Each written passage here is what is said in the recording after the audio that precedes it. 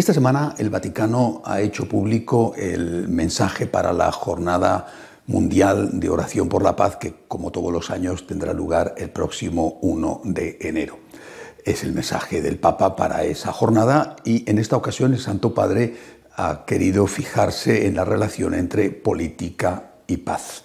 Es un mensaje importante, desde mi punto de vista es un gran mensaje, interesante y desde luego muy actual. He seleccionado algunas frases que me parecen significativas, representativas del conjunto del mensaje. Por ejemplo, dice el Papa: la búsqueda del poder a cualquier precio lleva al abuso y a la injusticia. La política puede convertirse en una forma eminente de caridad. El político debe practicar las virtudes humanas de la justicia, la equidad, el respeto mutuo, la sinceridad, la honestidad y la fidelidad. La buena política está al servicio de la paz, respeta y promueve los derechos fundamentales. Bien, son algunas ideas en plano exhortativo de lo que debe de ser la política y de lo que debe de hacer un político, no solamente un político católico. Pero el Papa también señala los vicios de la política y los vicios de los políticos, por ejemplo, la corrupción, la negación del derecho, la justificación del poder mediante la fuerza, la tendencia a perpetuarse, la xenofobia, es decir, el odio al extranjero, el racismo, el odio al que es de otra raza, el rechazo al cuidado de la tierra, el desprecio a los exiliados. Recordando el centenario de la Primera Guerra Mundial, de lo que se llamó la Gran Guerra, el Papa rechaza la guerra y rechaza también lo que él dice la estrategia del miedo. En ese contexto está la frase que quizá a algunos les ha resultado más llamativa o más crítica dentro de este documento. Dice: no son aceptables los discursos políticos que tienden a culpabilizar a los migrantes de todos los males y a privar a los pobres de la esperanza. Termina este mensaje recordando que se celebra también el 70 aniversario de la Declaración Universal de los Derechos Humanos y con una cita del Papa San Juan XXIII al respecto. Cuando en un hombre surge la conciencia de los propios derechos, es necesario que aflore también la de las propias obligaciones.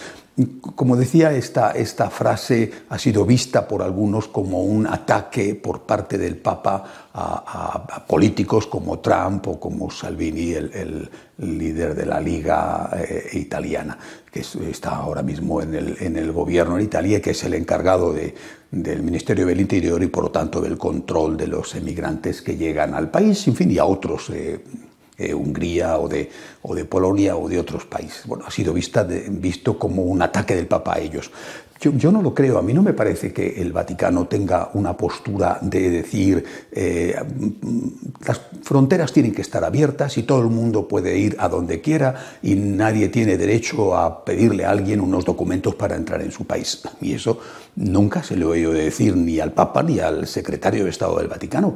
Al contrario, al cardenal Parolin más de una vez le he oído escuchar y ha escrito que los estados tienen derecho a poner unos controles y a exigir a los que vienen que respeten las normas del país que les acoge. Creo que eso forma parte del sentido común y me parece que la Iglesia no está pidiendo otra cosa. África no cabe en Europa. Vamos, siendo claros, hay más gente en África que lo que puede asumir Europa, por poner un ejemplo.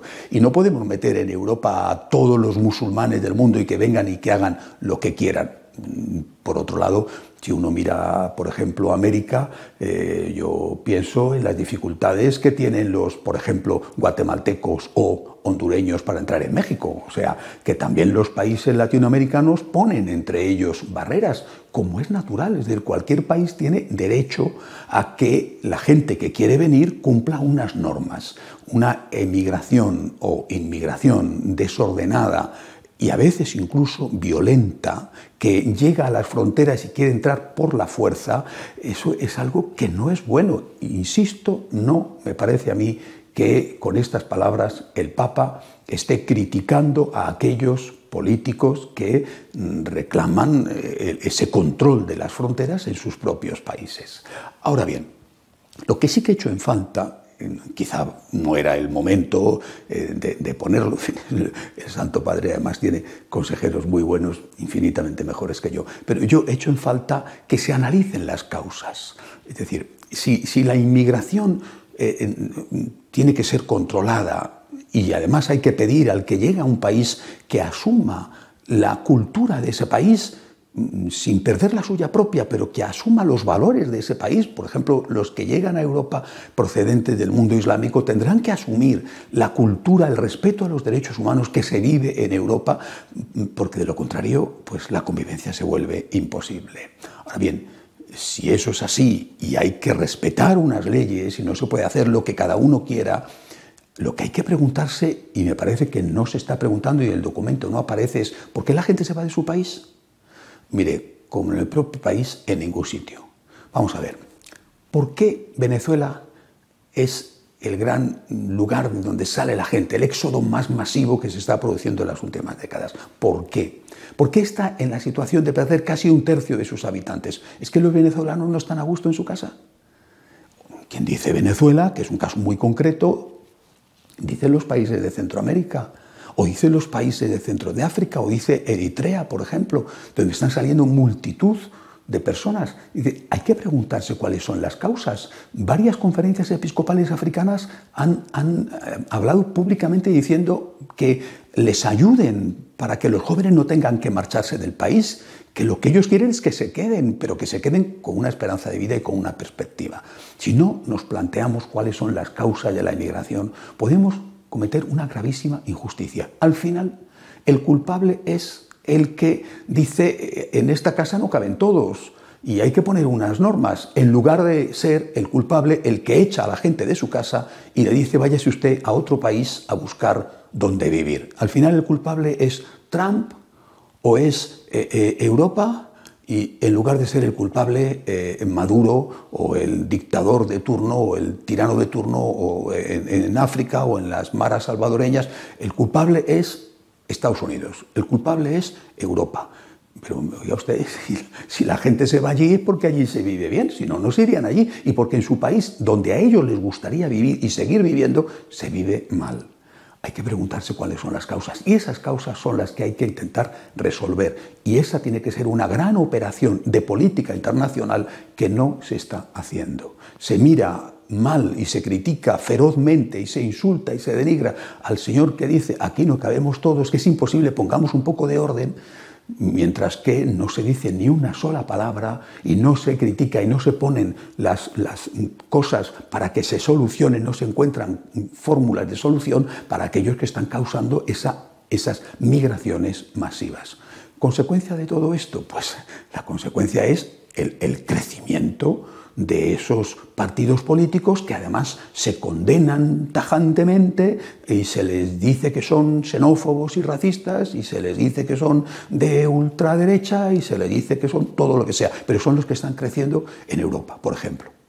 Y son los que están creciendo ¿por qué? Porque se alimentan del rechazo creciente de la población ante una política migratoria que se está viendo desbordada por la realidad. Es decir, la mejor manera de que no crezcan los partidos radicales es aplicar una política migratoria sensata.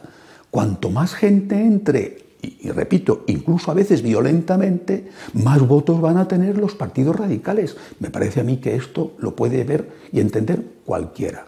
Una política migratoria es imprescindible, y una política migratoria caritativa. Creo que es lo que pide el Papa. El Papa no dice que tenga que entrar todo el mundo donde quiera. Dice que no se les culpe a los migrantes de todos los males, de todos. Quizá en algún caso sí, de algunos. Pero en cualquier caso, una política migratoria es imprescindible, es necesaria tenerla. Hay que ir a las causas. Repito, que la política migratoria sea caritativa es esencial, pero la primera condición de la caridad es la justicia. Lo primero que tiene que cumplirse es la justicia para después ir más allá de la justicia y terminar con la caridad. Hasta la semana que viene, si Dios quiere.